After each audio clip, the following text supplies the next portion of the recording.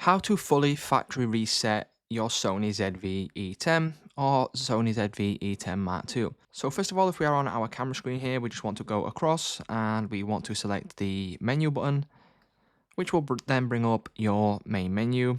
Now, obviously you will be on the first page over here, and there's a lot of menus that you've got to go through.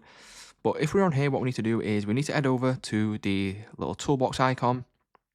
So we can just click through here and you can get over to the toolbox. And then once we have on the toolbox, you want to go to the toolbox page 5 option, which will then show a setting reset option here. Click on this. And then you can click on camera settings reset, or you can simply click on initialize. So if we click on initialize, right, it will say restore settings to their defaults and delete registered data. So what this will do is it will essentially reset your camera back to default, and it will be like it was when you bought it brand new out of the box straight from the store. So it's just that simple, guys. That's how you can factory reset your Sony ZV-E10.